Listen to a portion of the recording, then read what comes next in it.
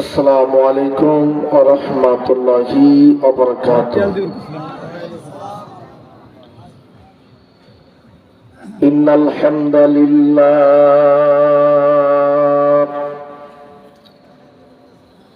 ইন্নাল হামদালিল্লাহিল আকরামিল্লাযী খালাকাল ইনসান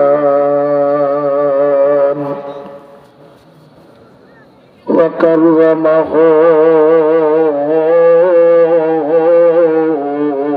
وعلمه من البيان ما لم يعلم فسبحان الذي لا يحصى امتنانه باللسان ولا بالقلم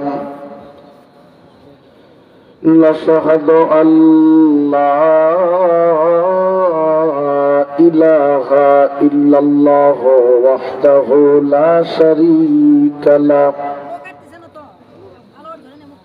ونشهد أن سيدنا وسندنا وحبيبنا ونبينا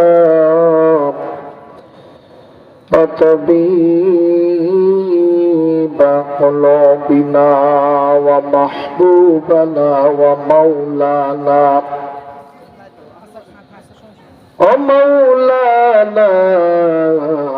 محمدا عبده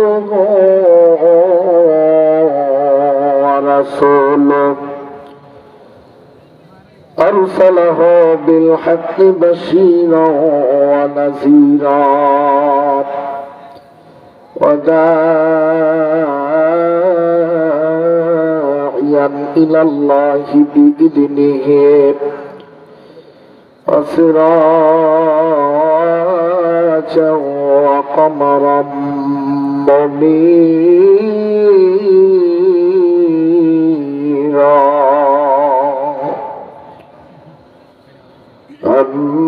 أما بعد فقد قال الله تعالى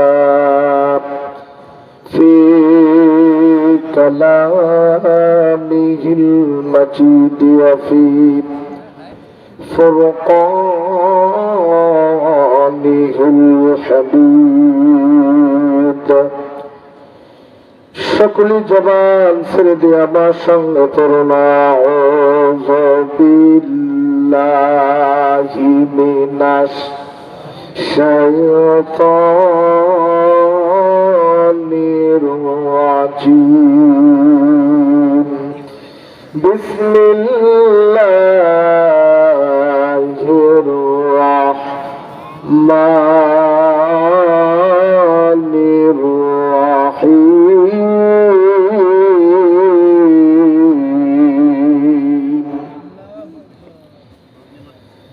يا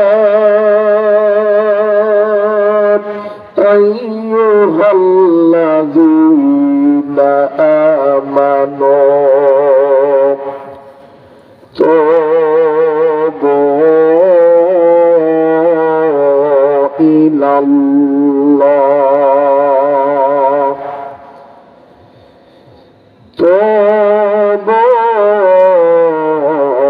إلى الله توبة نصوحا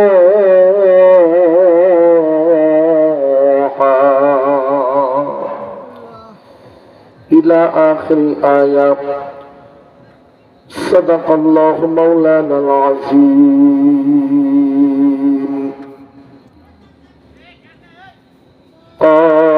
قال رسول الله صلى الله عليه وسلم تركت فيكم أمرين لن تضلوا ما تمسكتم بهما وكتاب الله وسنة رسوله أو كما قال عليه الصلاة والسلام.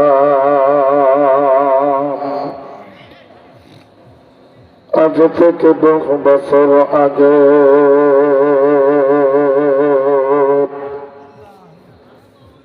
এই দুনিয়ার বুকে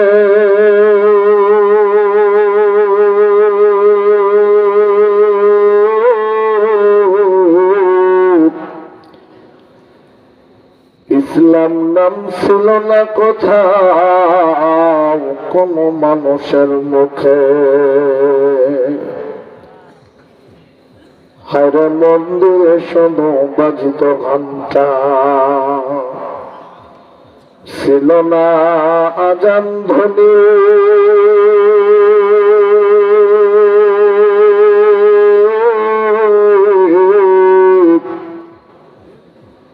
সে আধার জগতে এসেছিলে তুমি, হে মুহাম্মদ নবী।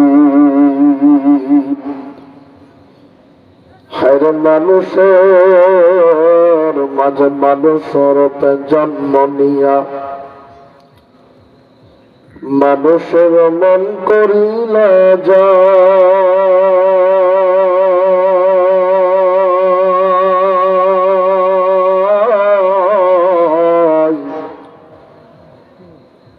মানুষের মাঝে মানব জন্ম নিয়া মানুষের মন করিলা যায়।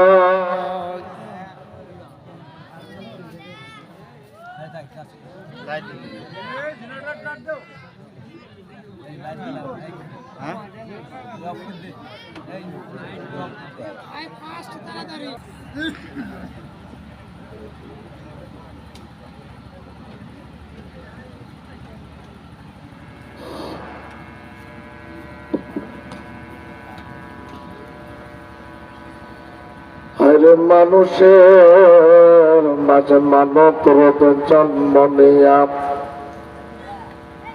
মানুষের মন করিলা যায়।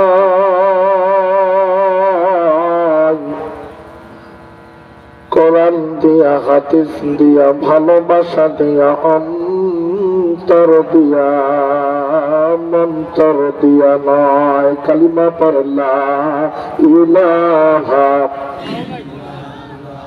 জোরে লা ইলাহা, একসঙ্গে লা ইলাহা ইল্লাল্লাহ, লা ইলাহা।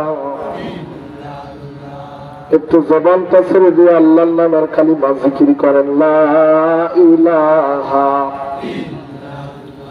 আরো জোরে লা ইলাহা। সুবহানাল্লাহ আলহামদুলিল্লাহ লা ইলাহা। ভাইজান জগৎ পাগল কাবার জন্য, কাবা পাগল মাবুদ। হায়রে মাবুদ পাগল নবীর জন্যে, নবী পাগল উম্মতির। হায়রে মাবুদ পাগল নবীর জন্যে, নবী পাগল উম্মতির। লা ইলাহা লা ইলাহা। আরেকটা আওয়াজ করে বলে লা ইলাহা ইল্লাল্লাহ, লা ইলাহা। ও যেদিন সন্ধ্যার আগে ভোরের বেলা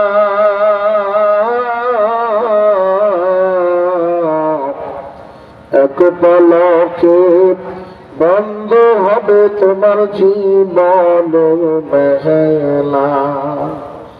কার দিবা তুমি জোরে ধাম, কার দিবা তুমি জোরে ধাম, কার মাথায় ভাঙবা লাঠি, ওই যে দেখো ডাকিতেছে তোমায় কবর মাটি, ওই যে দেখো ডাকিতেছে তোমায় কবর মাটি।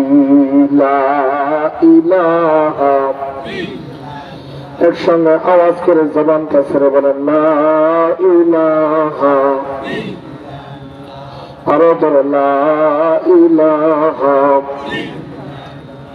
জোরে লা ইলাহা ইল্লাল্লাহ, লা ইলাহা। জামালা অনেক বদলেছে তবু দিন কেন বদলেনি, সীমানা অনেক বদলেছে তবু দেশ কেন বদলেনি। জামালা অনেক বদলেছে তবু দিন কেন বদলেনি, সীমানা অনেক বদলেছে তবু দেশ কেন বদলেনি। পতাকার রং বদলেছে তবু নীতি কেন বদলেনি, ক্ষমতার হাত বদলেছে তবু ভাগ্য যে বদলেনি। বন্ধু বলো দিন বদলের দিন কি বন্ধু এখনো আসেনি, দিন বদলের দিন কি বন্ধু এখনো আসেনি। পোশাকটা বদলেছে তবু মন কেন বদলেনি, বয়সটা বদলেছে তবু চরিত্র বদলেনি। ঠিক কিনা বলো? পোশাকটা বদলেছে তবু মন কেন বদলেনি, বয়সটা বদলেছে তবু চরিত্র বদলেনি। বন্ধু বলো দিন বদলের দিন কি বন্ধু এখনো আসেনি, দিন বদলের দিন কি বন্ধু এখনো আসেনি। নেতার বদল হয়েছে তবু নীতি যে বদলেনি, রাজনীতি বদলেছে তবু কর্ম যে বদলেনি। নেতার বদল হয়েছে তবু নীতি যে বদলেনি, রাজনীতি বদলেছে তবু কর্ম যে বদলেনি। বন্ধু বলো দিন বদলের দিন কি বন্ধু এখনো আসেনি, দিন বদলের দিন কি বন্ধু এখনো আসেনি, দিন বদলের দিন কি বন্ধু এখনো আসেনি। আলহামদুলিল্লাহ, ঐতিহ্যবাহী বগুড়া জেলার ধনট চিকাশি গজারিয়া দক্ষিণ ও দক্ষিণ পূর্ব পাড়া কবরস্থানের উন্নয়ন কল্পে দ্বিতীয় বার্ষিকী ঐতিহাসিক 3 দিন ব্যাপী মাহফিলের আজকের দ্বিতীয় দিনের সম্মানিত অভিজ্ঞ সুযোগ্য সভাপতি সাহেব জনাব মোহাম্মদ সাইফুল ইসলাম প্রাং, বিশিষ্ট সমাজ সেবক গজারিয়া। আজকের মাহফিলের সম্মানিত সহসভাপতি জনাব মোহাম্মদ পাখিউজ্জামান পাখি, সভাপতি গজারিয়া কেন্দ্রীয় জামে মসজিদ। জনাব মোহাম্মদ রুস্তম আলী, বিশিষ্ট সমাজসেবক গজারিয়া উত্তরপাড়া।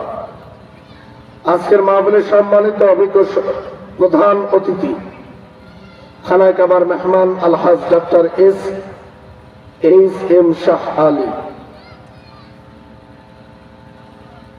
আজকের মাহফিলের সম্মানিত বিশেষ অতিথি, আমন্ত্রিত অতিথি এবং আজকের মাহফিলের সম্মানিত উলামা ইকরামগণ। আলোচনা রেখেছেন আমার পূর্বে বিশিষ্ট ইসলামী চিন্তাবিদ, মুফাসসির কোরআন, সুমিষ্ট ভাষী, বলিষ্ঠ কণ্ঠস্বর হাফেজ মাওলানা সাদ্দাম হোসেন বিপ্লবী সাহেব সহ স্টেজে বসা আছেন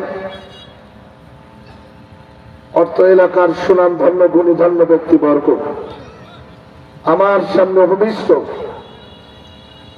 বিভিন্ন গ্রামগঞ্জ, পরিবার পরিজন থেকে ছুটে আসা ধর্মপ্রাণ মুসলমান ভাইরা এবং সত্যিও বাবাজিরা, পর্দার অন্তরালের অবলা সরলা মা ও বোনেরা, সকলকে আবারও সালাম জানাচ্ছি। আসসালামু আলাইকুম ওয়া রাহমাতুল্লাহি ওয়া বারাকাতুহু। শুনতে চাচ্ছি প্রথমেই আপনারা সবাই কেমন আছেন? আওয়াজ হলো না, একটু আওয়াজ জবান ছেড়ে দিয়ে বলতে হবে কেমন আছেন? আলহামদুলিল্লাহ। আল্লাহ তাআলা দরবারে লাখো কোটি শুকরিয়া। আল্লাহ পাক আমাদেরকে আজকে 3 দিন ব্যাপী মাহফিলের দ্বিতীয় দিনে দ্বিতীয় এই রজনীতে কিছু আলোচনা শোনার সুযোগ আল্লাহ দান করেছেন। আমরা সে মহান রবের প্রতি শুকরিয়া আদায় করে বলি আলহামদুলিল্লাহ। রাসূলের প্রতি সংক্ষিপ্ত আকারে দরুদ ও সালাম পেশ করার নিয়তে সকলে আমরা বলি সাল্লাল্লাহু আলাইহি ওয়াসাল্লাম। সম্মানিত হাজিরিন, আমি খুব লম্বা করে আলোচনা করব না, যথাসময় স্বল্প সময় স্বল্প কিছু কথা ইনশাআল্লাহ বলার চেষ্টা করি, শেষ করার চেষ্টা করব। যত বড় প্যান্ডেল হয়েছে, বিশাল প্যান্ডেল, কিন্তু লোক সংখ্যা অর্ধেকও হয় না। বড় দুঃখজনিত বিষয়। তবে আল্লাহ তাআলা যাদেরকে কবুল করেছেন তারা আজকের এই মাহফিলে আসতে পেরেছেন, ঠিক কিনা বলেন? যাদেরকে পছন্দ করেছেন, যাদেরকে ভালোবেসেছেন আল্লাহ, তাদেরকেই এই দিনী মাজলিসে বসার সুযোগ আল্লাহ তাআলা দান করেছেন। অল্প বেশি এটা বড় বিষয় নয়, যদি সামনের মানুষগুলো একটু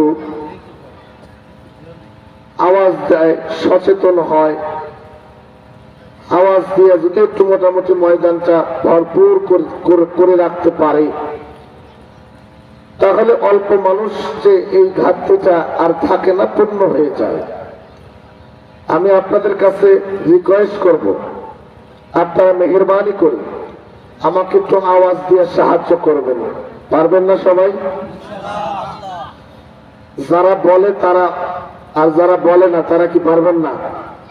আমি সবার কাছ থেকে একটু যৌথ আওয়াজ চাই। আমি যা বলতে বলি একটু আওয়াজ করে সবাই বলবেন। একটু আওয়াজ দিয়ে আমার সাহায্য করতে পারবেন তো ইনশাআল্লাহ? পারবেন তো সবাই? কোনো সমস্যা আছে? কোনো ভয় আছে নাকি? আলহামদুলিল্লাহ, আল্লাহ কবুল করুন। আমিন। আপনারা আমাকে আওয়াজ দিয়ে সাহায্য করবেন। এটা কিরকম আওয়াজ দিবেন একটু আমাকে মেহরবানি করে একটু দেখান। অনেক গণমান্য ব্যক্তি স্টেজে বসা আছে, তারাও দেখুক যে না, সামনে যারা বসছে এদের ব্যাটারির চার্জ অর্ধেক আছে না ফুল আছে, এইটা একটু দেখাই দিবেন। পারবেন না ইনশাআল্লাহ? কেউ একটু দেখাই দেন। সে দুইটা হাত উপরের দিকে উঠাই দিয়ে সবাই লিল্লাহু তাকবীর। আল কোরআনের আলো সংসদে জালো, কোরআন সুন্নাহ যেখানে, আলেম ওলামা যেখানে, মসজিদ মাদ্রাসা যেখানে, সুদ ঘুষ যেখানে, গান বাজনা যেখানে, ইমান আমল যেখানে, যাত্রাপালা যেখানে, গান বাজনা যেখানে, ভালো কাজ যেখানে, খারাপ কাজ যেখানে, ভালো খারাপ যেখানে, ঠিক ভালো খারাপ যেখানে কি নাই, অনেকে কয় নাই, অনেকে কয় আসি। প্রশ্ন দেখায় যাইছে নাকি? মানে হা করলেও দোষ, না করলেও দোষ। স্বভাব চরিত্রের দিক থেকে আমরা মুসলমান হচ্ছি, ভালো কাজও আছি আবার খারাপ কাজও আছি, ঠিক কিনা বলেন? কিন্তু একজন মুসলমান হিসাবে তাকে থাকতে হবে কোন কাজে? সবাই কথা কয় না। আমরা মুসলমান, আমাদেরকে সবসময় কোন কোন কাজে থাকতে হবে? ভালো কাজে থাকতে হবে, কোনো খারাপ কাজে থাকা যাবে না। আল্লাহ যেন আমাদেরকে সদা সর্বদা ভালো কাজে থাকার তৌফিক দান করেন। এই দুনিয়াতে আল্লাহ আমাদেরকে পাঠিয়েছেন ভালো কাজ করার জন্য। কি কাজ? জোরে বলেন না। এই দুনিয়াতে আল্লাহ পাক আমাদেরকে পাঠিয়েছেন ভালো কাজ করার জন্য। ইভেন ভালো কাজ যাতে আমরা করি সেই ওয়াদাও আল্লাহ তাআলা আমাদের কাছ থেকে নিয়েছেন। আমার ভাইরা, এই জন্য সবসময় আল্লাহর কাছে আমাদের আমাদেরকে দুনিয়াতে ভালো ভালো কাজ করার তৌফিক দান করিও। চিৎকার মেরে বলেন আমিন। আর একটু জোরে বলেন আমিন। আমার ভাইরা, আমার বন্ধুগণ, আজ থেকে বহু বছর আগে আমার আল্লাহ পাক রব্বুল আলামিন এই তামাম পৃথিবীর জমিনে মানুষগুলোকে পাঠানোর পূর্বে আমার আপনার রূহগুলো আল্লাহ তাআলাকে সুন্দর করে বানাইয়া এই রূহগুলো একটা ময়দানে সমস্ত রূহগুলোকে আল্লাহ তাআলা জড়ো করিয়া আল্লাহ রাব্বুল আলামিন সমস্ত রূহগুলোকে ডাক দিয়ে বললেন, রূহরা আমি আল্লাহ পাক বড় আদর কইরা মায়া করিয়া, আমি আল্লাহ বড় ভালোবাসিয়া মহব্বত করিয়া তোমাদেরকে, তোমাদের রূহগুলোকে আমি আল্লাহ রাব্বুল আলামিন তৈরি করেছি। সিরিয়াল অনুযায়ী তোমরা দুনিয়াতে যাইবা, কিন্তু দুনিয়াতে যাওয়ার পূর্বে আজ তোমরা রূহরা আমি আল্লাহর কাছে ওয়াদা দিয়া যাও, আমি আল্লাহর কাছে তোমরা আজকে অঙ্গীকারবদ্ধ হইবা। রূহরা দুনিয়াতে যাওয়ার পরে তোমরা কার ইবাদত করবা, কার দাসত্ব গোলামি করবা, কাকে তোমরা রব বলে মানবা, কাকে স্রষ্টা বলে মানবা, আমি আল্লাহর কাছে আজকে তোমরা ওয়াদা দিবা, অঙ্গীকারবদ্ধ হইবা। ওয়াজকুরু নি'মাতাল্লাহি আলাইকুম ওয়া মিসাকাহুল্লাযী ওয়াসাকাকুম বি ইয কুনতুম সামি'না ওয়া আতা'না ওয়াত্তাকুল্লাহ ইন্নাল্লাহা আলীমুম বিযাতিস সুদূর।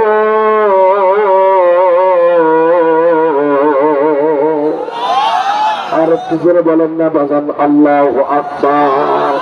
আমার আল্লাহ এই দুনিয়ার জমিনে পাঠানোর পূর্বে আল্লাহ রাব্বুল আলামিন সেদিন আমাদের কাছ থেকে ওয়াদা দিয়া এরপরে আমার ভাইয়া, আমার বন্ধুগণ, দুনিয়াতে আমাদেরকে ডাকতে বলল, রূহরা দুনিয়াতে যাওয়ার পরে কার ইবাদত করবা, কার দাসত্ব গোলামি করবা। আমরা রূহরা সেই দিন বলেছিলাম, আল্লাহ আমরা আজকে ওয়াদা দিচ্ছি, আল্লাহ দুনিয়াতে যাওয়ার পরে আমরা কারো ইবাদত দাসত্ব করব না। আল্লাহ একমাত্র কেবলমাত্র আপনাকে রব বলে মানব, স্রষ্টা বলে মানব, এরপরে দাসত্ব করব এবং গোলামি করব, ইবাদত করব একমাত্র কেবলমাত্র কার। আরো জোরে জোরে জবানটা খুলে বলেন না বাজান, কার। আমার ভাইরা, বন্ধু, আল্লাহ রাব্বুল আলামিন আমাদের কাছ থেকে এরকম ওয়াদা নিয়া সর্বপ্রথম বাবা আদম আলাইহিস সালাতু ওয়াস সালামকে দুনিয়ার জমিনে পাঠিয়ে দিল। আদম এবং হাওয়ার মধ্য দিয়া তামাম পৃথিবীর জমিনে আমার ভাইরা অসংখ্য মানব মণ্ডলী দুনিয়াতে তৈরি হয়ে গেল। এই মানবগুলো যখন তৈরি হয়ে গেল, আমার আল্লাহ এই মানুষগুলো যেন আমার আল্লাহ রাব্বুল আলামিনকে যেন ভুলে না যায়, আবার আল্লাহ রাব্বুল আলামিনকে ওয়াদা দেওয়ার কথা যেন তারা ভুলে না যায়। এই জন্য আমার আল্লাহ এই মানুষগুলোর অঙ্গীকার ঠিক রাখার জন্য, ঠিক করার জন্য, অঙ্গীকার পূর্ণ করার জন্য আমার আল্লাহ বান্দা বান্দীদেরকে ডাকতে বলেন, ইয়া আইয়ুহাল্লাযীনা আমানু আউফু বিল উকুদ।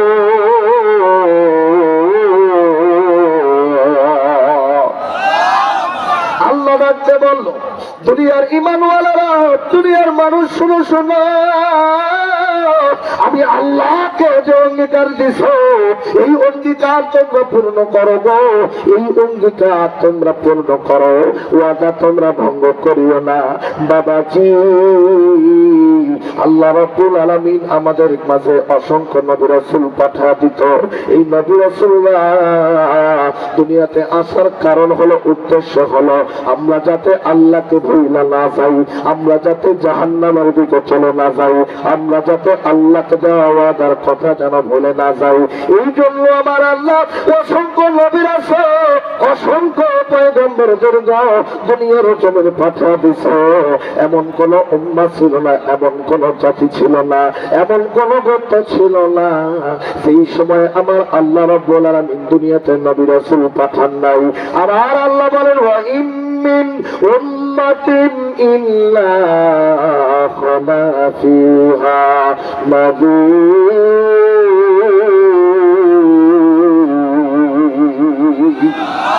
আল্লাহ রাব্বুল আলামিন লাগতে বলেন এমন কোন জামানা ছিল না, এমন কোন যুগ ছিল না, এমন কোন উম্মাহ ছিল না যাদের জন্য আমি আল্লাহ নবী রাসূল পয়গম্বর পাঠাই নাই। প্রতিটা দলের জন্য, প্রতিটা উম্মার জন্য আমি আল্লাহ রাব্বুল আলামিন সিরিয়াল অনুযায়ী ধাপে ধাপে নবী রাসূল পয়গম্বর পাঠাইছে। আর বন্ধু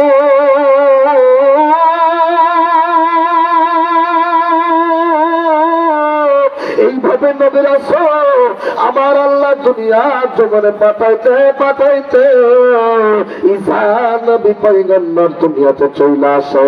ঈসা নবীও একটা সময় দুনিয়া থেকে বিদায় নিয়ে চলে যায়। বাবাজি, ঈসা নবী বিদায় নেওয়ার পরে প্রায় 500-600 বছর আমার আল্লাহ দুনিয়াতে আর নবী রাসূল পাঠান নাই। কিন্তু এই সময়টার মধ্যে এই মানুষগুলো আমার আল্লাহকে যারা রোজার কথা তারা ভুইলা যাইতে থাকো, আমার আল্লাহকে তারা ভুইলা যায়। শুধু তাই নয় বাবাজি, আমার আল্লাহকে দেওয়া ওয়াদার কথা তারা ভুইলা আল্লাহকে বন্ধু রূপে নামাই না। আমার ভাইরা আল্লাহর পরিবর্তে অন্য কাউকে তারা রব স্রষ্টা বলে মানা শুরু করে দেয়। এ বন্ধু বাবাজি, আল্লাহ মাঝে দুনিয়ার অন্য কাউকে তারা অভিভাবক মানে। আমার আল্লাহ তো বারবার সাবধান করে দিয়েছেন, পবিত্র কোরআনে ডাকতে বলেন ওয়াল্লাযীনা ইত্তাখাযু মিন দুনিহি আউলিয়া আল্লাহু হাফীযুন আলাইহিম ওয়া মা আনতা আলাইহিম বিওয়াকিল।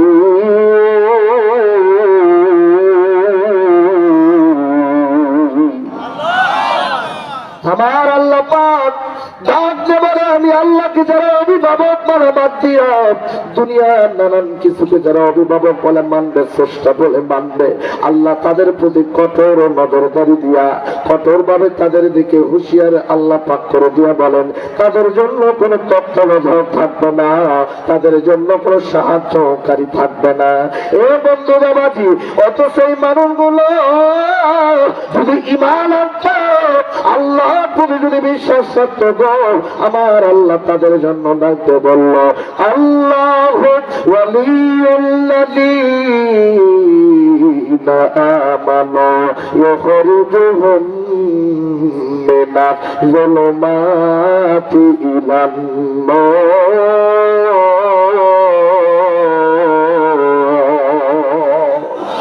আল্লাহ বলে যারা ঈমান আনবে, আমি আল্লাহকে ভয় করবে, আমি আল্লাহ পাক রব্বুল আলামিন তাদের অভিভাবক হইয়া মিনাজ যুলুমাতি ইলান নূর, আমি আল্লাহ অন্ধকার অচ্ছন্নতার পথ থেকে আলোর পথের সন্ধান দিয়ে দিব। জোরে কন্যা সুবহানাল্লাহ। আমার ভাইরা, আমার বন্ধুগণ, আল্লাহ রব্বুল আলামিন যখন সেই সময় এই মানুষগুলো নবীহীন সমাজের মধ্যে থাকতে থাকতে এই মানুষগুলো আমার আল্লাহ রব্বুল আলামিনকে ভুলিয়া কেউ বা বাজান চন্দ্রের পূজা করা শুরু করে দেয়, কেউ বা বাজান তারার পূজা, কেউ বা বাজান চন্দ্রের পূজা, চাঁদের পূজা, কেউ বা আবার গাছের পূজা, কেউ বা মাছের পূজা, কেউ বা আবার বিভিন্ন নদ নদী খাল বিল সাগর পাহাড় পর্বতের পূজা, কেউ বা বাজান অগ্নি পূজা, কেউ বা বাজান সত্য পূজা, কেউ বা আবার মানব, কেউ বা আবার দানব, কেউ বা আবার মাটির পূজা, কেউ বা আবার মাটির তৈরি নানান রকম দেবদেবীর পূজা করিয়া এই মানুষগুলো একটা পর্যায়ে আমার আল্লাহ রাব্বুল আলামিনকে ভুলে যায়। নবীওয়ালা মানুষগুলো নবীকে ভুলে যায়, দিনের পথের মানুষগুলো দিন থেকে দূরে দূরে সরে যায়। আল্লাহওয়ালা মানুষগুলো আল্লাহকে ভুলে যায়, আলোর পথের মানুষগুলো অন্ধকার আচ্ছন্নর পথে চলে যায়। আমার ভাইরা বন্ধু রে, আমার আল্লাহ এই মানুষগুলোকে সভ্য বানাবার জন্য, অন্ধকার আচ্ছন্ন পথের মানুষগুলোকে সভ্য বানাবার জন্য, আলোর পথের সন্ধান দেওয়ার জন্য, আল্লাহ ভোলা মানুষগুলোকে আল্লাহ ওয়ালা করার জন্য, নবী ভোলা মানুষগুলোকে নবীওয়ালা করার জন্য আমার আল্লাহ তাম পৃথিবীর জমিনে মানুষগুলোর হেদায়েতের জন্য আল্লাহ রাব্বুল আলামিন তাম পৃথিবীর মানুষের হেদায়েতের কল্যাণে দুইটা রহমত, দুইটা নিয়ামত তাম পৃথিবীর মানুষের হেদায়েতের কল্যাণে আল্লাহ পাক পাঠায়া দেন। একটু আওয়াজ করে জবান খুলে বলেন না বাজান সুবহানাল্লাহ, আর জোরে জোরে জবান খুলে বলেন সুবহানাল্লাহ। এক নম্বরে আল্লাহ পাক সর্বপ্রথম তামাম জাহানের কুল কায়নাত যার জন্য আল্লাহ বানাইল, আমার আল্লাহ পাক রব্বুল আলামিন সর্বশ্রেষ্ঠ নবী মুহাম্মদ সাল্লাল্লাহু আলাইহি সাল্লামকে পাঠিয়ে দিল। সুবহানাল্লাহ বলেন। দ্বিতীয় নম্বরে নবীজির প্রতি নূর নামক 30 পারা কোরআন আমার আল্লাহ পাক পাঠিয়ে দিল। আল্লাহ রাব্বুল আলামিন ডাকতে বলল, নবী গো, আমি আল্লাহ নূর নামক 30 পারা কোরআন পাঠিয়েছি দুনিয়াতে বান্দা বান্দির জন্য, এমনি এমনি পাঠাই নাই, উদ্দেশ্য নিয়ে আমি আল্লাহ তাআলা পাঠাইছি। আমার আল্লাহ বলে, নবী গো, এই দুনিয়াতে যারা অন্ধকার আচ্ছন্নর পথে চলে গেছে, যারা দুনিয়াতে আলোর সন্ধান যারা খুঁজে পাচ্ছে না, আমি আল্লাহ রাব্বুল আলামিন আলোর পথে সন্ধান দেওয়ার জন্য নূর নামক 30 পারা কোরআন পাঠাইছি। কিতাবুন আনজালনাহু ইলাইকা লিতুখরিজান নাসা মিনাজ যুলুমাতি ইলান নূর।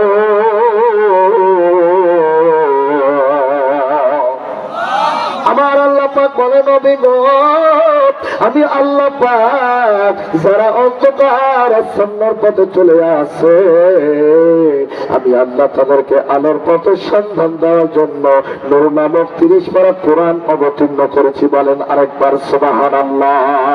আমার আল্লাহ বলে, নবী গো, এটা এমন একটি কিতাব, এমন একটি কোরআন, যেই কোরআনের মধ্যে কোনো ভুল নাই, যেই কোরআনের মধ্যে কোনো সন্দেহ নাই, এমন কোনো বিষয় নাই আমি আল্লাহ যে কোরআনে দেই নাই বাদ রাখছি। এ বন্ধু বাবাজি, এবার আপনারা বলেন তো দেখি, এমন কোন বিষয় নাই যে আমার আল্লাহ পাক কোরআনে দেন নাই।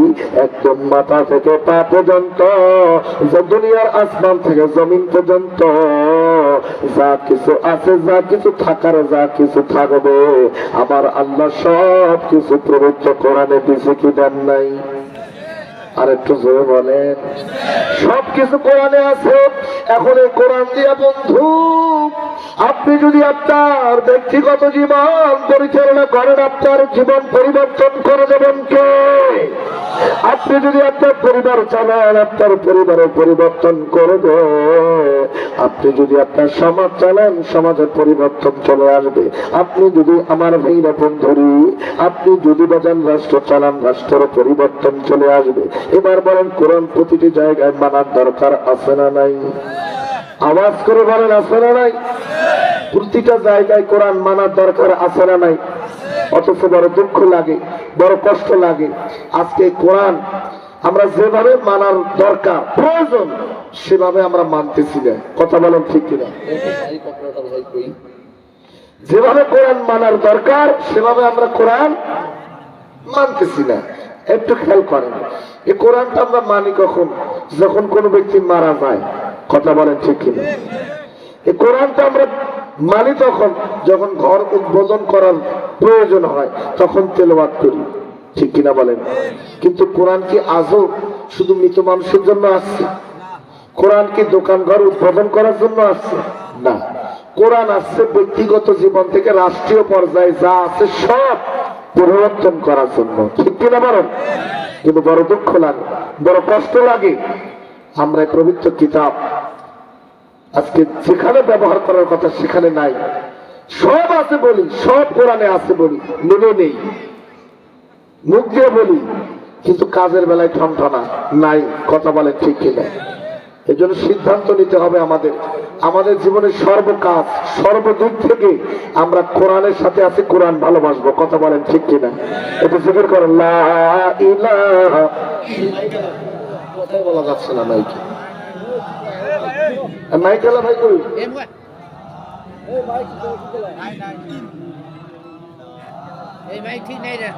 মাইকেলা ভাই তো এদিকে আসি ধরে, লা ইলাহা সুবহানাল্লাহ আলহামদুলিল্লাহ লা ইলাহা, আরো জোরে লা ইলাহা, একসঙ্গে বলেন না, লা ইলাহা।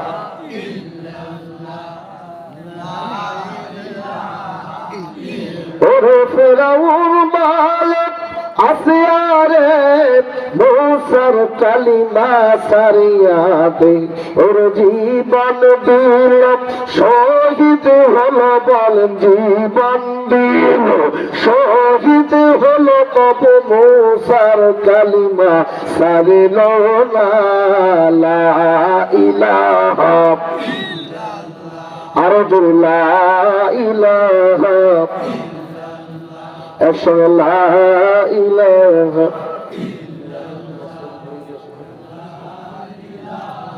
জোরে লা ইলাহা, আরো জোরে লা ইলাহা ইল্লাল্লাহ মুহাম্মাদুর রাসূলুল্লাহ। সকলে বলেন সাল্লাল্লাহু আলাইহি ওয়াসাল্লাম। আমার ভাইরা, আমার বন্ধুগণ, তাহলে বলতেছিলাম পবিত্র পবিত্র কোরআন জীবনের সর্বকাজে আমাদের মানা দরকার আছে, জীবনের সর্বকাজে আমরা মানব সেই পবিত্র কিতাব থেকে। আমার ভাইরা, বন্ধুরা, আমি আপনাদের সামনে 114টা সূরার মধ্য থেকে 66 নম্বর সূরা, সূরাতুত তাহরিম থেকে 8 নম্বর আয়াত তেলাওয়াত করেছি। আল্লাহ যদি তৌফিক দান করে বাবাজি, এই আয়াতের উপর কিছু আলোচনা বলার চেষ্টা করব ইনশাআল্লাহ। আমার ভাইরা, আসুন আসুন দেখি আল্লাহ পাক এই আয়াতে কি বলছেন। আমার আল্লাহ ডাকতে বলেন, ইয়া আইয়ুহাল্লাযীনা আমানু তুবু ইলাল্লাহি তাওবাতান নাসুহা।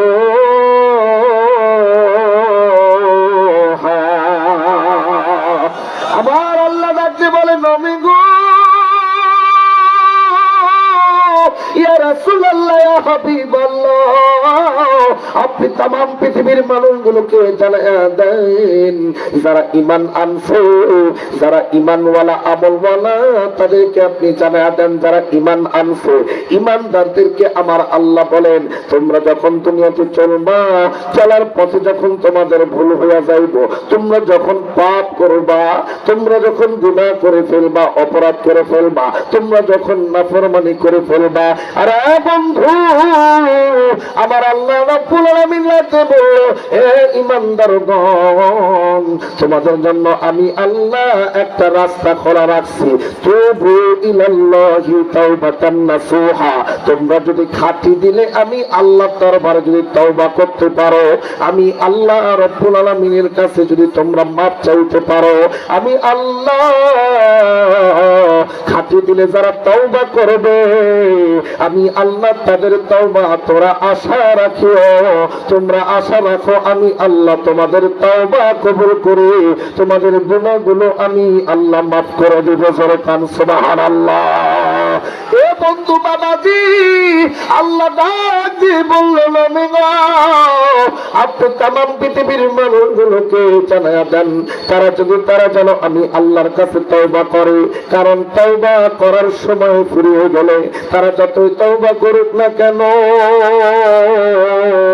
আমি আল্লাহ রব্বুল আলামিন তাদের তওবা কবুল করব না, আমি রব্বুল আলামিন তাদের কোনো গুনাহ মাফ করব না। কিন্তু দুনিয়াতে একটা নির্দিষ্ট সময় রয়েছে, আছে, এই সময়ের মধ্যে তারা মাপ চাইবে, এই সময়ের মধ্যে তারা তওবা করবে। কারণ বাবাজি বন্ধু, এই দুনিয়ার জমিনে আসার একটা সিরিয়াল আছে, কিন্তু দুনিয়া থেকে বিদায় নেওয়ার কোন সিরিয়াল। আর একটু জোরে বলেন, দুনিয়া থেকে বিদায় নেওয়ার কোন সিরিয়াল নাই। যখন তখন মৃত্যু চলে আসতে পারে, যখন তখন মৌত চলে আসতে পারে। আপনার আসার একটা সিরিয়াল দুনিয়াতে আছে। বাবাজি, আপনি আসছেন, আপনার আগে আপনার বাবা আসছে, আপনার বাবার আগে আপনার দাদা আসছে, দাদার আগে দাদার বাবা, দাদার বাবা, এইভাবে সিরিয়াল অনুযায়ী বাগান দুনিয়াতে আসছে। আবার আপনি আছেন, আপনার পরে আপনার সন্তান আসবে, সন্তানদের পরে আপনার নাতিপুতি আসবে, এইভাবে একটা সিরিয়াল আছে। কিন্তু দুনিয়ার জমিনে যাবার কোন সিরিয়াল নাই, যে কোন মুহূর্তে চলে আসতে পারে। আমরা দুনিয়াতে দেখেছি বাবা কাদের মধ্যে সন্তানের লাশ নিয়ে দূরস্থানের দিকে যায়, আছে না নাই? আবার দাদা দাদি বেঁচে আছে, দাদা দাদি বেঁচে আছে, কিন্তু দাদার কাঁধের মধ্যে নাতির লাশটা নিয়ে গোরস্থানের দিকে যাচ্ছে, আছে না নাই? লা ইলাহা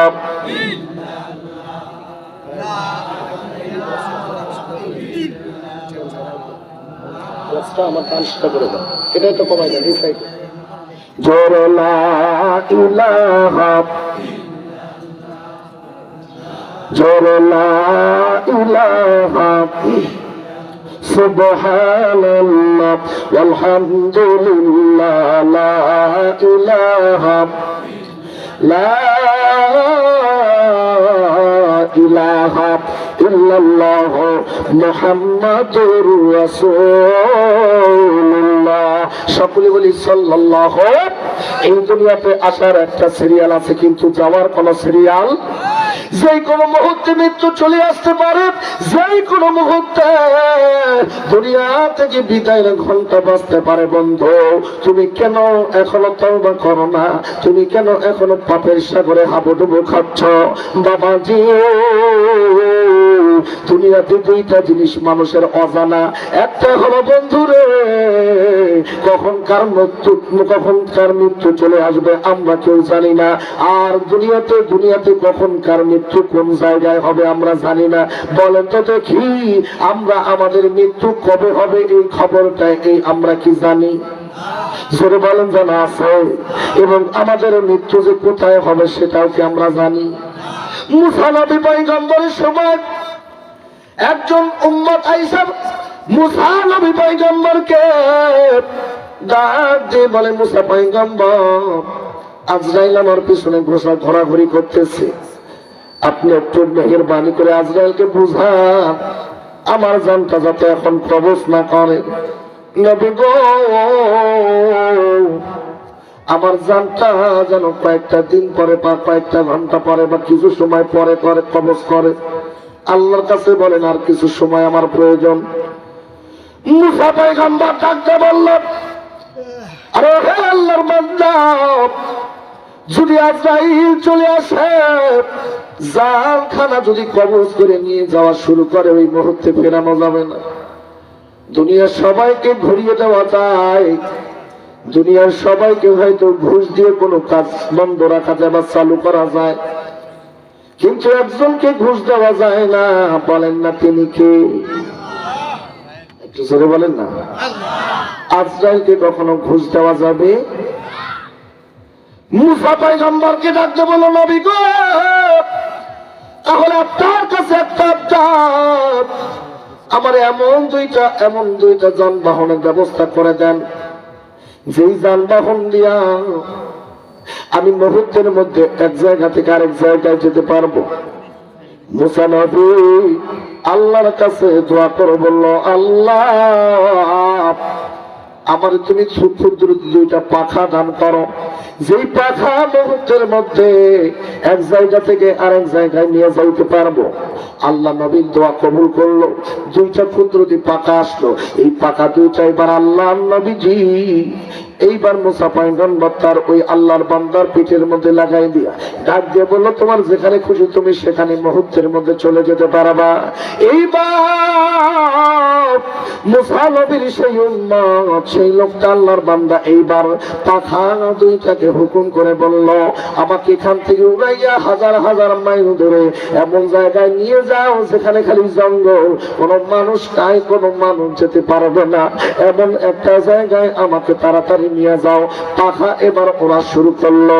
এইবার যাইতে যাইতে হাজার হাজার মাইল ধরে নিয়ে গিয়ে একটা জঙ্গলের মাঝ বরাবর, যেখানে কোনো জীবজন্তু নাই, যেখানে কোনো পোকামাকড় নাই, মানব নাই, দানব নাই, যেখানে পৃথিবীর কোনো পশু পাখি মানব মন্ডলী প্রবেশ করতে পারে না, এমন একটা জায়গায় ওই ব্যক্তিটাকে নিয়ে গিয়ে জঙ্গলের মাঝ বরাবর ছেড়ে দিল।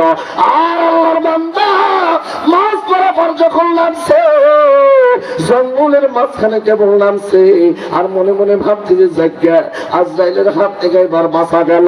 এবার জঙ্গলের মাঝখানে যখন নামছে, পিছনের দিক থেকে আমার ভাই আজরাইল ডাক দিয়ে বলল, আল্লাহর বান্দা এত দেরি করলে কেন? কখন থেকে অপেক্ষা করতেছি, এত দেরি করলে কেন? কখন থেকে অপেক্ষা করতেছি। তুমি কি কয়? আমি তো আজরাইল। আল্লাহর বান্দা কয়, হাই রে, যার ভয়ে আসলাম, হাজার হাজার মাইল পাড়ি দিয়ে জঙ্গলের মাঝখানে আসলাম যাতে আজরাইল ধরতে না পারে, আর আমি আসার আগে দেখি আজরাইল আইয়া বয়ে রয়েছে। তার মানে যার যেখানে মৃত্যু সেখানে সে চলে যাবে, ঠিক কিনা বলেন? আমাদের এই মৃত্যু যদি থাকে, আপনাদের বগুড়া জিয়াউর রহমান মেডিকেল কলেজ, সেখানেই মৃত্যু হবে। যদি আপনার মৃত্যু থাকে রংপুর মেডিকেল কলেজে হাসপাতালে, সেখানে আপনার মৃত্যু হবে। আপনার যেখানে আপনার মৃত্যু লেখা আছে সেখানেই হবে, ওই জায়গা থেকে কেউ ফেরাতে পারবে না, কথা বলেন ঠিক কি? এই জন্য ভাইরা আমার সবসময় তওবা করতে হবে। আমি ভুল করেছি স্বীকার করতে হবে। কিন্তু দুঃখজনক বিষয় হচ্ছে, আমরা দেখবেন সারা জীবন আকাম দুকাম যা করার করি, তওবা করি না।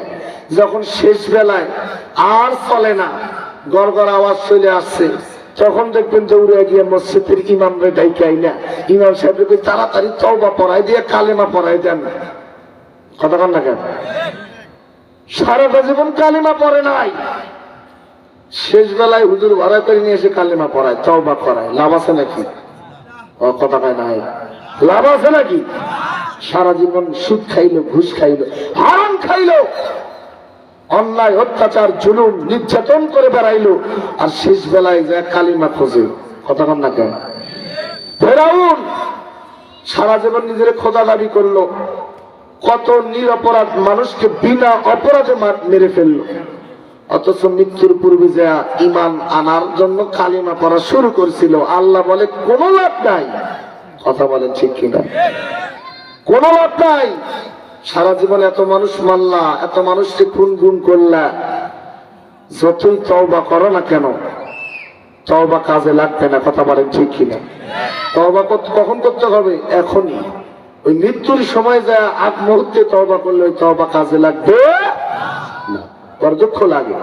আর কিছু সংখ্যক মানুষ আছে দুনিয়াতে যারা গুনাহ করেই যাচ্ছে, জুলুম করেই যাচ্ছে, অত্যাচার করে যাচ্ছে, ষড়যন্ত্র করে যাচ্ছে, কিন্তু তাদের মধ্যে অনুতপ্ততা নাই। কথা বলেন ঠিক কিনা? এখনো পর্যন্ত নিজের ভুল বুঝতে পারে না, এখনো পর্যন্ত নিজের অপরাধ বুঝতে পারে না। এই জন্য প্রতিটা মুহূর্তে মুহূর্তে ষড়যন্ত্র করে দেশের 12টা বাজারের এখনো চেষ্টা চালিয়ে যাচ্ছে। কথা বলেন ঠিক কিনা? এই জন্য সাবধান, সময় আছে, তওবা করো, ফিরে আসো। আমরা সারা জীবন গোলাটোনা করি। বাংলাদেশের আবার কিছু মানুষের স্বভাব চরিত্র এরকম, সারাটা জীবন সুদ খায়, ঘুষ খায়, হারাম খায়, গুনাহ পাপ কাজ করে যখন চাকরি রিটার্ন হয় তখন চলে যায় হজে। হজে যাওয়ার পরে খানায় খাবার গিলাফ ধরে আল্লাহরে বলে, আল্লাহ আমি নাফরমান করছি, আল্লাহ অনেক নাফরমানি, ফালাই চোখের পানি। আল্লাহকে বলে, আল্লাহ তোমাক আমরা বেশি করে মানি। আল্লাহ কয়, চুপ কর, তোরা যে কত বড় সিটার বাটপার আমি আল্লাহ ভালো করে জানি। কথা কয় না? খানায় খাবার গিলাফ ধরে কয়, আল্লাহ তওবা করতেছি, আর কোনোদিন ঘুষ খাবো না, অথচ চাকরি নেই। কথা কয় না? গায় চাকরি যখন থাকলো সেই বেলা কোনোদিন তওবা করলো না। একটা দিন মনে করলো না যে এই যে ঘুষ খাচ্ছে এটা তো হারাম, খাবো না, তওবা করলাম না। সারা জীবন ঠিকছে মালটু কামাই নিয়ে শেষ বেলায় যা রিটার্ন করছে, চাকরিও নাই, ঘুষও দেবে না, কখন গেছে হজ করবার যায় এনে তওবা করতেছে আর ঘুষ খাবো না। এরকম বাটপার আছে না নাই? কথা বলেন, আছে না নাই? অসংখ্য আছে যাদের টার্গেট হচ্ছে শেষ বেলায় যায় পুরোপুরি ইমানদার সাজবো, সারা জীবন সব করলো, শেষ বেলায় যায় ইমানদার সাজে। এরকম আছে না নাই? কথা বল না, বাইরে লাভ নাই। নামাজ পড়ে 10 বছর 20 বছর 30 বছর ধরে নামাজ পড়ে, কিন্তু নিজের মধ্যে কোনো পরিবর্তন নাই। আছে না নাই? কপালে কালো দাগ, তসবি টেপে, মানুষের বড় বড় হাদিসও শোনায়, অথচ খোঁজ নিয়ে দেখেন তার ভিতরেই ঠিক নাই, পরিবারটা ঠিক নাই। সে হজ করে আসছে হাজি সাহেব, তার ঘরের বউ, তার ঘরের মেয়ে পর্দা নাই, পুষি নেই, উলঙ্গ হয়ে ঘুরে বেড়াচ্ছে। কথা বলেন লাগেন আপনারা? নামাজ পড়ে 5 ওয়াক্ত, অথচ ভেতরের মধ্যে হিংসা দিয়ে, অহংকার দিয়ে ভরা। এরকম আছে না নাই? কেন ভাই? আপনি একজন নামাজি, আপনি পরিবর্তন হন, কেন ভিতরে অহংকার থাকবে? কেন দাম্ভিকতা থাকবে? এরকম আছে না নাই? এজন্য নিজের মধ্যে পরিবর্তন আনতে হবে। হজ করে আসছে, অথচ পিছনে তাকায় দেখেন হাজি সাহেব, অথচ খোঁজ নিয়ে দেখেন তার যে বোনের যে সম্পদের ভাগ সেটাই দেয়নি। কি কথা নাই না? তুমি হজ করিয়া করবা কি, নামাজ পড়িয়া করবা কি, কলবেতে থাকে যদি তোমার ভরা শয়তানি। কথা বলেন ঠিক কিনা? আছে না নাই? সারা জীবন সুদ খায়, ঘুষ খায়। তারা সুদ খায়, ঘুষ খায়, সম্পদের পাহাড় ঘরে লক্ষ লক্ষ কোটি কোটি টাকা করে, আর আমরা তাদেরকে ধরে ধরে মসজিদ মাদ্রাসা কমিটির সভাপতি, সেক্রেটারি বানাই দিই। এ ভাই কথা বলেন না কেন? যারা কথা বলবে না বুঝবেন তারা ওই গ্রুপের লোক। কথা বলেন, দেখেন কারা কথা কয় না। যারা কথা বলবে না তারা বুঝবেন কি ওই গ্রুপের। কোন গ্রুপের? ওই গ্রুপের। বুঝেন তো নাকি? একটা কাজে সুদ খায়, রাসূল বললো তার মায়ের সাথে সে জিনা করলো। নাউজুবিল্লাহ। যারা সুদ খায়, তারা ঘুষ খায়, তারা সরাসরি আল্লাহর সাথে জিহাদ ঘোষণা করলো। নাউজুবিল্লাহ বলেন। অথচ তাই পর আছে না নাই? আরে ভাই, আপনি কে বলেছে মসজিদ দোতলা করতে? কে বলেছে টাইলস লাগাতে? কে বলেছে মসজিদে এসি লাগাইতে? একটা সুদখোর ঘুষখোরকে তার দেওয়া মোটা অঙ্কের টাকা পাইয়া তারে সভাপতি বানাইয়া সেই টাকা দিয়ে আপনি টাইলস লাগাইয়া ওই টাইলসে আপনি যতই নামাজ পড়েন না কারণ নামাজের প্রকৃত পক্ষে তৃপ্তি খুঁজে পাবে না। কথা বলেন ঠিক কিনা? আজ থেকে 20-30-50 বছর পূর্বে এই দেশে মানুষের ইমান গুলা ছিল পাকা, মসজিদ গুলা ছিল কাঁচা। ঠিক কিনা? মসজিদ গুলা কাঁচা ছিল, কিন্তু ইমান গুলা পাকা ছিল। পাকাপোক্ত ইমান নিয়ে মসজিদে গেছে, সেজদা দিলে কপালের মধ্যে ধুলা লাগছে, কারণ টাইলস ছিল না, পাকাও ছিল না, কাঁচা। সব বিছাইছে, ধুলাবালি কপালের মধ্যে লাগে। ফ্যান ছিল না তেমন, ঘট ঘট করে আওয়াজ করতো, উপর থেকে কুয়াশার পানি পড়তো। কিন্তু সেই দিনের পাকাপোক্ত ইমানওয়ালারা মসজিদে গেছে সবার আগে, ধীরে সুস্থে নামাজ পড়ছে, কোনো টেনশন পেনশন ছিল না। আর বর্তমানে দেখবেন যতই ডিজিটাল হচ্ছে, কত সুন্দর সুন্দর মসজিদ হচ্ছে, মসজিদগুলো পাকা হচ্ছে, কিন্তু মাগার সমাজের মুসল্লির নামাজিদের ইমানের কোনো পরিবর্তন আসতেছে না। কথা বলেন ঠিক কিনা? মসজিদে যায়, সারা সপ্তাহে মসজিদে যায় না, একবারে দেখবেন শুক্রবার জুমার দিন করে খালি নামাজে মসজিদে যায়। এরকম মুসলিম তো এদিকে নাই। কথা কয় না কথা? আমি মনে করছি খালি আমাদের গাইবান্ধার দিকে মনে হয় আছে, তো এদিকেও আছে, আমাদের গাইবান্ধায় আছে, সারা সপ্তাহে মসজিদে যায় না, খালি শুক্রবারে জুমার দিন যায়, এদিকেও আছে। আচ্ছা যায়, ভালো কথা। এরা দেখবেন কিছু কিছু যারা যায়, এরা দেখবেন যায় সবার শেষে, ইমাম সাহেব খুতবা দিয়ে নামাজে দাঁড়াবে তার আগে আগে যায়। যাওয়ার পরও দেখবেন মসজিদ ভিতর মন টেকে না, ছটফট করে, মনটা উড়ুহুড়ু করে, কখন খালি বাইরে হওয়া যায় সেই চেষ্টায় আর সেই ধান্দায় থাকে। ইমাম সাহেব নামাজে দাঁড়াইছে, নামাজ শেষ কইরা সালামটা কেবল ফিরাইতে দেরি, ও দেখবেন মসজিদ থেকে কার আগে তাড়াহুড়া করে, কার ঘাড়ের উপর দিয়ে ঝাঁপ দিয়ে, কার জুতা নিয়ে আগে ভাগতে পারে, আর দেরি হয় না। এই কথা কান না কেন? এরকম মুসল্লি আছে না নাই? আর এই তারা হুড়ে করে যেগুলো যায় বুঝবেন এগুলোই জুতের ঝামেলা বাঁধায়, পরে আসে বলে নিয়ে যায় আরেকগুলো, কি কথা না না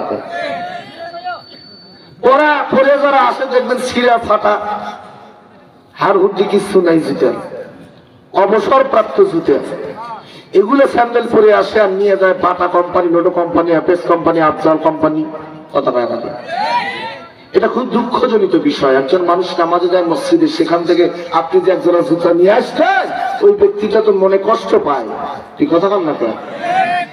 ধরেন একজন নতুন নামাজি মসজিদে গেছে, আজকে প্রথম গেছে, জুমার দিন নিয়ত করছে সামনে রমজান মাস, আজকে থেকে এই জুমা থেকে নামাজ শুরু করে দেবে। আর ওই দিন মসজিদে যায় প্রথম নামাজ পড়তেছে, মসজিদে ঢুকছে, বাইরে বাইরে থেকে তার জুতা নেই, তখন সে কি বলবে? আগেই ভালো ছিলাম, কথা কান না কেন? কি বলবে? আগে ভালো ছিলাম, মসজিদে খালি জুতা গুলো হারাই না। আমি একটা কেন্দ্রীয় মসজিদের ইমাম, প্রতি সপ্তাহে বিভিন্ন দূর দূরান্ত থেকে মসজিদে আসে নামাজ পড়ার জন্য, কিন্তু সব থেকে বড় দুঃখজনিত বিষয় হচ্ছে প্রতি জুমায় দুই একজন করে আইসে কয় হুজুর জুতা নাই। আমার খুব রাত ধরে গেল একদিন, এটা কোনো কথা?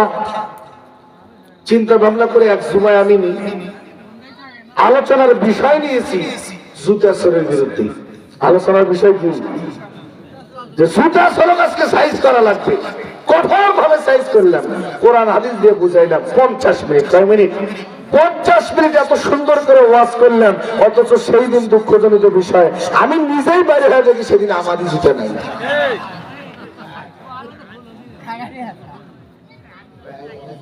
ওয়াজ করা ভুল হয়েছিল। চোর চিন্তা করছে আমাদের বিরুদ্ধে ওয়াজ করছে না, আজকে হুজুরের দিয়ে সাজ করবে। এদেশে জুতা চোরের বিরুদ্ধে ওয়াজ করেও কোনো নিরাপত্তা নাই, ঠিক কি না? এই যে দেশের বর্তমান অবস্থা, সুদ, কথা বল না কেন? প্লিজ যারা সুদ ঘুষ খান আমি তাদেরকে ব্যক্তিগতভাবে ইঙ্গিত করে সত্যতামূলক ভাবে বলছি না, বোঝানোর জন্য বলছি, সময় এখনো আছে। ইয়া আইয়ুহাল্লাযীনা আমানুত্তাকুল্লাহা ওয়া দারু মা বাকিয়া মিনার রিবা, এখনো সময় আছে, ছেড়ে দেন, এখনো সময় আছে, কি ছেড়ে দেন, ফিরে আসুন। সুদ ঘুষ কখনো শান্তি আনতে পারে না। বাজান, অবৈধ যেখানে, হারাম যেখানে, সেখানে আরাম খুঁজে পাবেন না, বরং হালাল যেখানে সেখানেই আরাম, সেখানে আরাম খুঁজে পাবেন। কথা বলেন ঠিক কিনা? আপনি কি মনে করেছেন বান্ডিলের পর বান্ডিল টাকা পয়সা নিয়ে আসছে ঘরে ঢুকতেছে যারা, তারা শান্তিতে আছে? শান্তিতে আছে? সুদ খাইলো, ঘুষ খাইলো, টাকার বান্ডিল নিয়ে ঘরের ভিতর ঢুকলো, ঢোকার পরে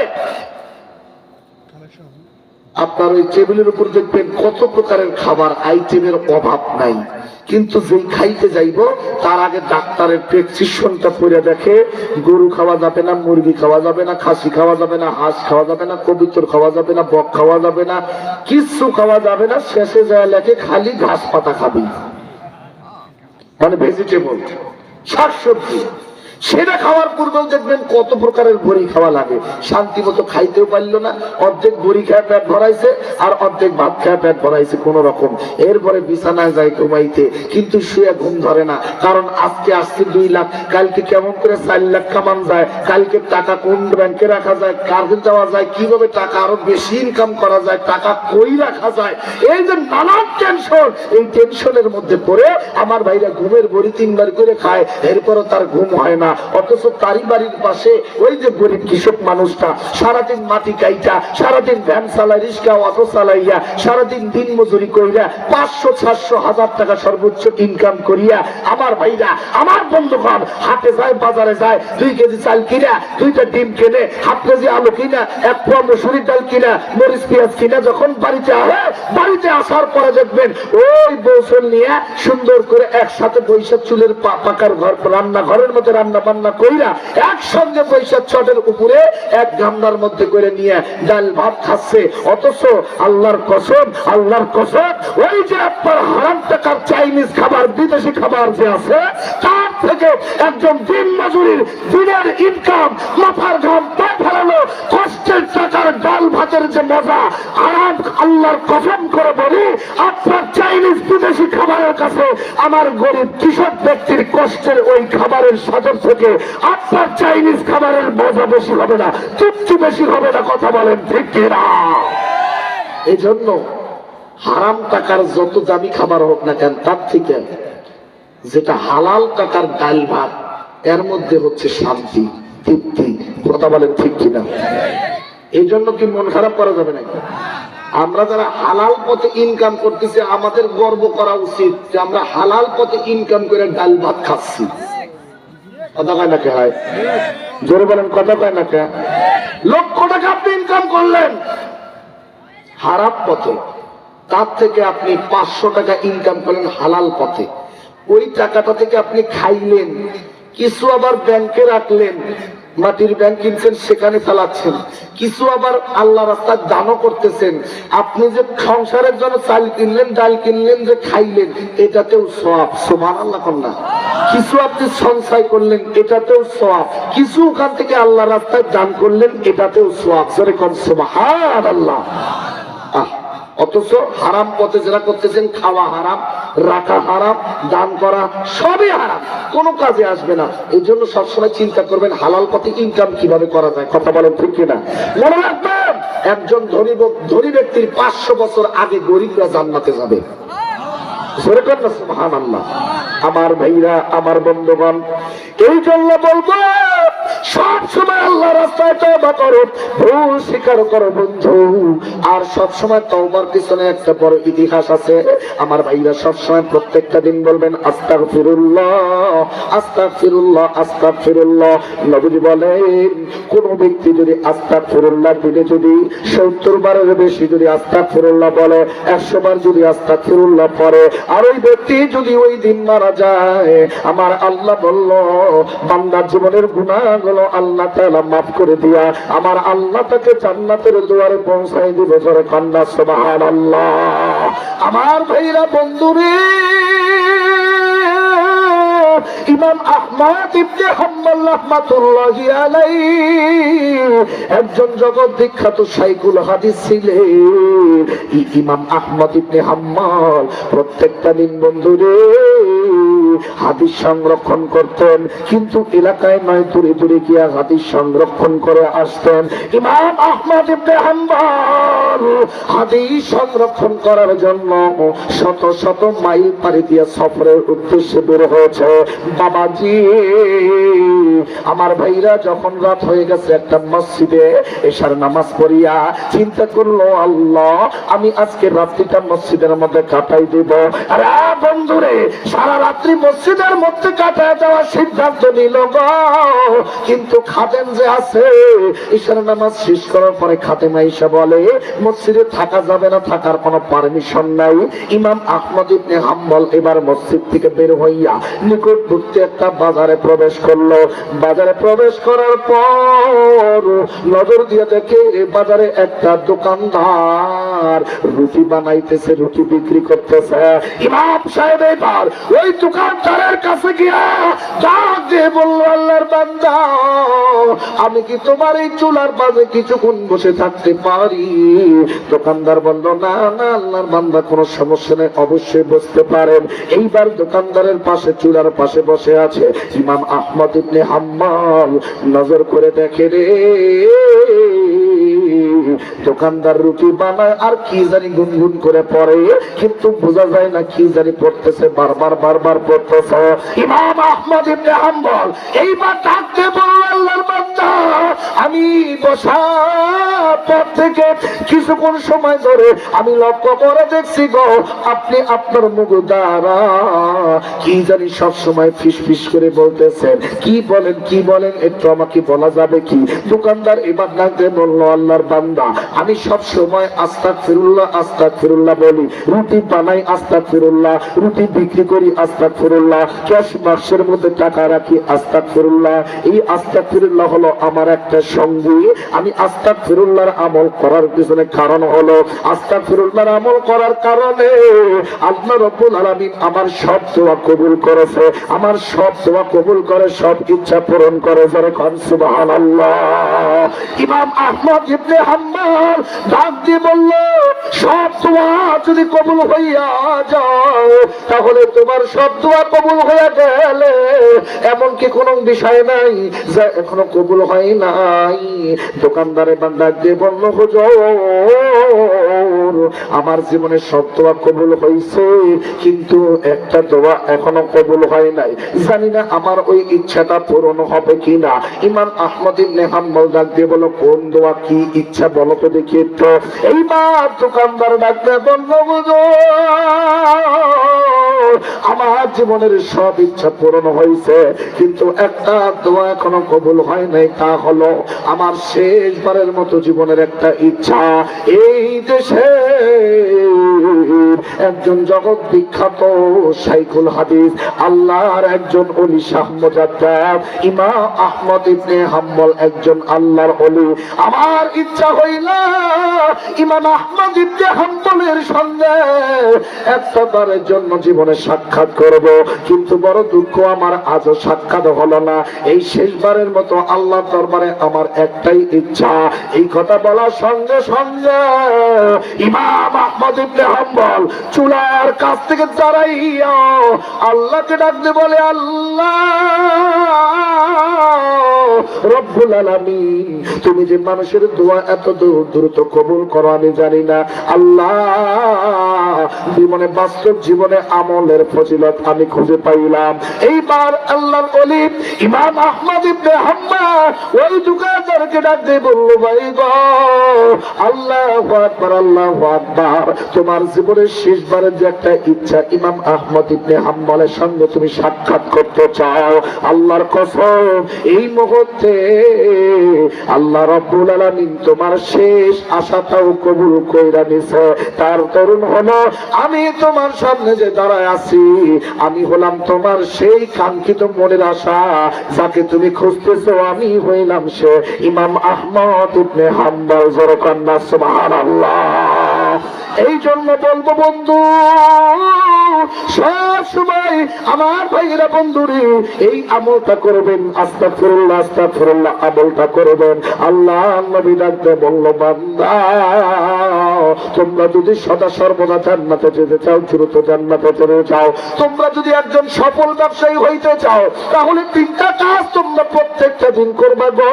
তিনটা কাজ যারা করবে তারা একজন সফল ব্যবসায়ী হইয়া আল্লাহ জান্নাতে যাবে। এক নম্বরে খেয়াল করুন, এক নম্বরে ইন্নাল্লাযীনা ইয়াতলুনা কিতাবাল্লাহ,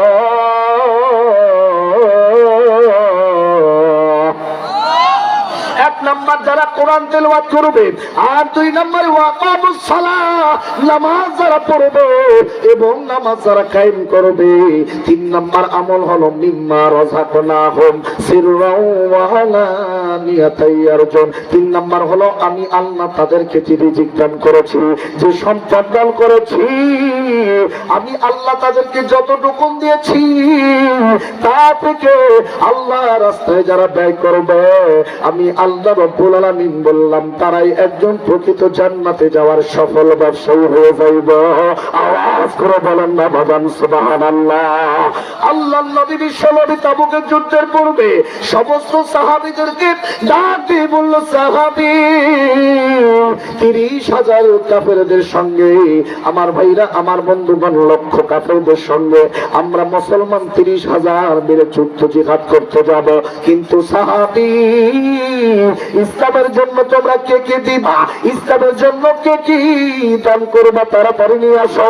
সমস্ত সাহাবীরা যে যার মতো দৌড়ায়া বাড়িতে চলে গেল, যার যার যতটুকু প্রয়োজন সে যতটুকু মন চাচ্ছে মন খুলে ইসলামের জন্য আল্লাহর রাস্তায় দান করতেছে।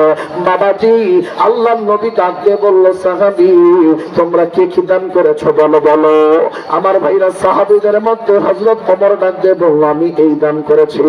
আলী রাদিয়াল্লাহু তাআলা আনহু বলল আমি এই দান করেছি। ওসমান গনি ডাকতে বলল নবীজি এই রাখছি আর এই নিয়ে আসছি, দান করেছি।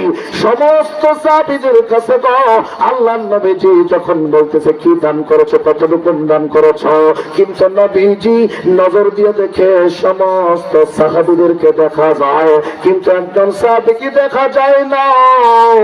একজন সাহাবী ডাক দিয়ে বলে নবী গো আপনি হয়তো কাউকে খুঁজছেন। আল্লাহর নবী ডাকতে বলল সাহাবী আমি আমার সমস্ত সাহাবীকেও পাইলে একজন সাহাবীকে এখনো পাইলাম না। আল্লাহর নবী ডাকতে বলল আমার সেই সাহাবীর নাম হলো আমার খেলার সাথী, আমার হিজরতের সাথী গো, আমার উম্মতের মধ্যে একজন সর্বশ্রেষ্ঠ উম্মত আমার আবু বকর সাহাবী। এই আবু বকর কই? তোমাদের সবাইকে দেখা যায় কিন্তু আবু বকরকে দেখা যায় না কেন? আমার ভাইরা আমার বন্ধু এইবার নবীজি এই কথা বলাতে একজন সাহাবী ডাকতে বলল নবী গো আমি আবু বকরকে দেখেছি। নবীজি বলল কোথায় দেখেছ? ওই যে গাছের আড়াল হয়ে আবু বকর দাঁড়ায় আছে। এইবার নবীজি ডাকতে বলল আবু বকর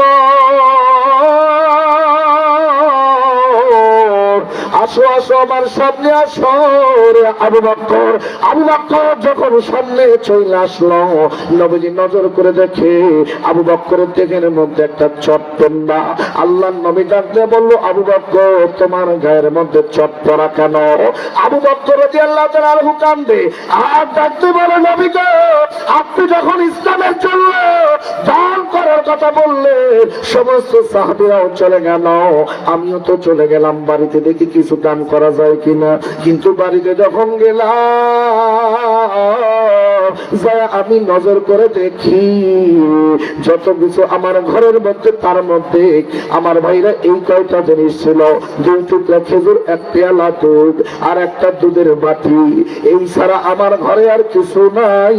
আমি যখন এই জিনিসগুলো নিয়ে যখন আসতে চাইব হঠাৎ করে নজর করে দেখি আমার ঘরের সামনে একটা চট দেখা যায়। আমি চিন্তা করলাম চটটা যদি আমি পরিয়া আমার পরনের লুঙ্গিটা যদি আমি ইসলামের জন্য দান করে দেই কতই না ভালো হয়। নবী গো ইসলামের জন্য আমি আমার পরনের লুঙ্গিটাও পর্যন্ত দান করে দিলাম আর চট পরিধান করলাম। আল্লাহর নবী ডাকতে বলল ও আমার সাহাবীরা যারা যারা আজকে দান করেছ তাদের দানের মধ্যে আজকে আমার আবু বকরের দান আল্লাহ দরবারে সব থেকে বেশি পরিমাণ পছন্দ হয়েছে। যেরকম সুবহানাল্লাহ। এ বন্ধু মুসলমান বাবাজিরা আল্লাহর নামের কসম করে বলি আমি মুসাফির ব্যক্তি। আল্লাহর নবী বলেছে একজন মুসাফির যখন দোয়া করে ওই দোয়া ফেরত দেওয়া হয় না। আল্লাহ 3 শ্রেণীর দোয়া কবুল করে, তার মধ্যে একজন মুসাফির ব্যক্তি অল্প সময়ের মধ্যে দোয়া হবে কেউ উঠবেন না, একসঙ্গে দোয়া করে যাব। আমি আজকে এইরকম আবু বকরের একজন উত্তরসূরি চাইব যারা আমার ভাইরা মৃত্যুর পরে সেই কবরস্থানে চলে যাবে, কবরের মধ্যে আপনাকে রাখবে। আজকে এতগুলা মানুষের মধ্যে আমার ডানে বাঁয়ে পিছনে সামনে আমি খুঁজি না, আমি কাউরে চিনি না, কিন্তু এমন মাত্র একটা মানুষকে আমি চাচ্ছি যে